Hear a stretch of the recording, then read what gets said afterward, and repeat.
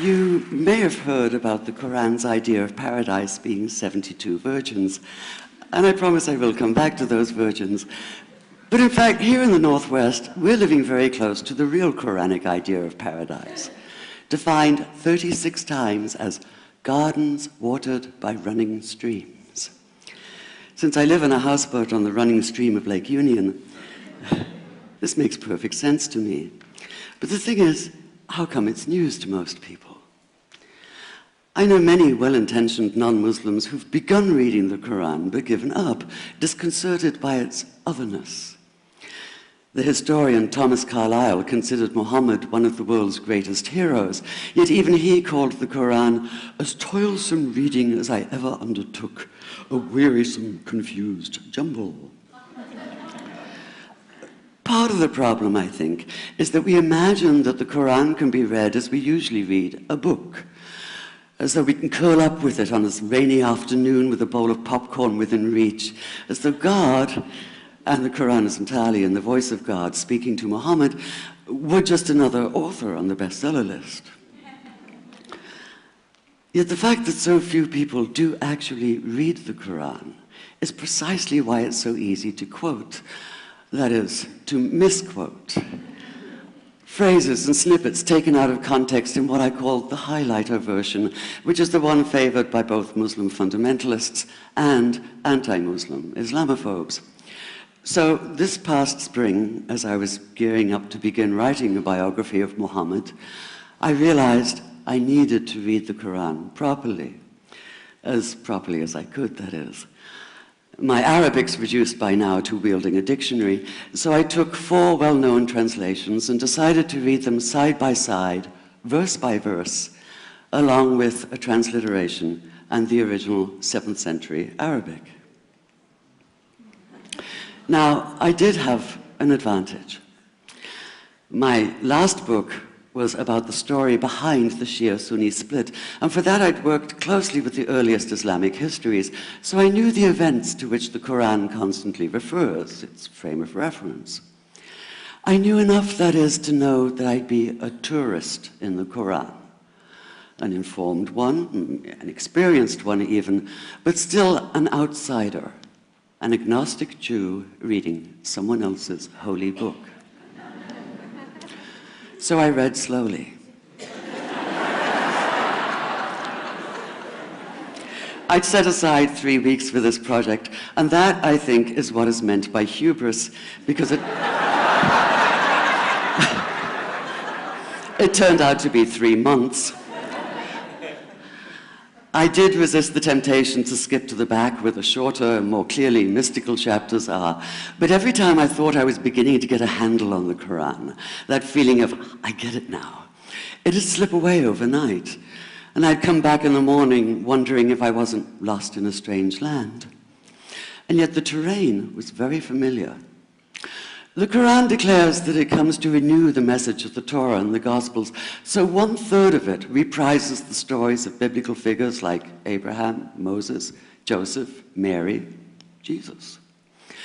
God himself was utterly familiar from his earlier manifestation as Yahweh, jealously insisting on no other gods. The presence of camels, mountains, desert wells and springs took me back to the year I spent wandering the Sinai desert.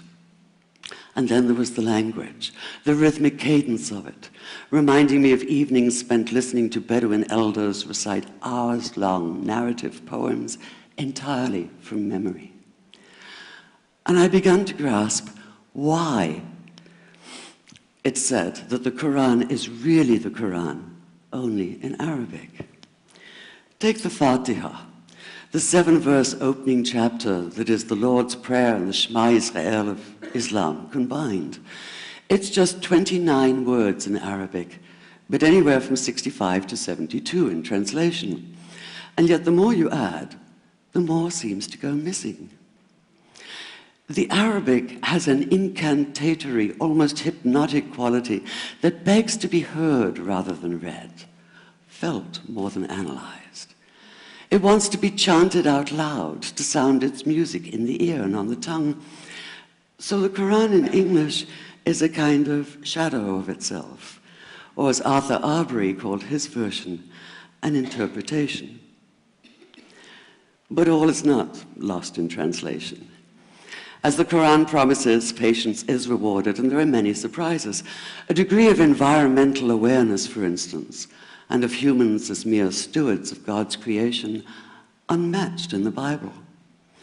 And where the Bible is addressed exclusively to men, using the second and third person masculine, the Quran includes women, talking, for instance, of believing men and believing women, honorable men and honorable women. Or take the infamous verse about killing the unbelievers. Yes, it does say that, but in a very specific context. The anticipated conquest of the sanctuary city of Mecca, where fighting was usually forbidden. And the permission comes hedged about with qualifiers. Not you must kill unbelievers in Mecca, but you can, you are allowed to, but only after a grace period is over. And only if there's no other pact in place. And only if they try to stop you getting to the Kaaba. And only if they attack you first. And even then, God is merciful, forgiveness is supreme, and so, essentially, better if you don't. This was perhaps the biggest surprise. How flexible the Quran is, at least in minds that are not fundamentally inflexible.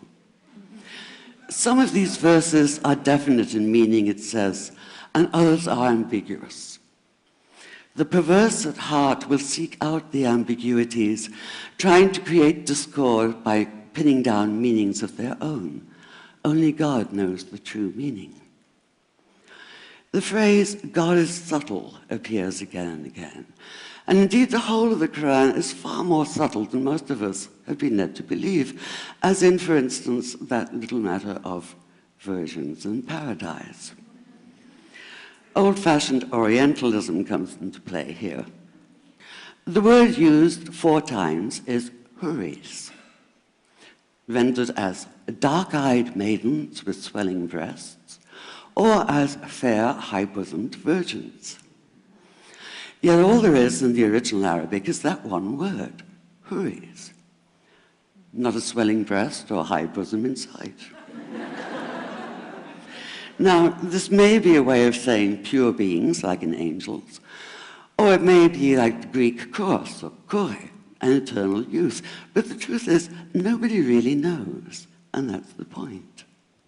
Because the Quran is quite clear when it says that you will be a new creation in paradise, and that you will be recreated in a form unknown to you, which seems to me a far more appealing prospect than a virgin.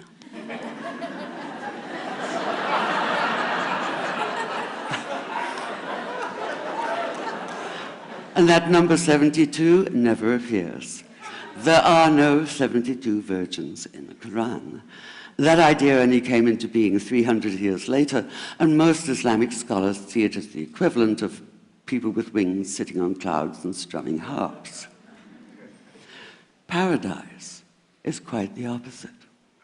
It's not virginity, it's fecundity, it's plenty, it's gardens watered by running streams. Thank you.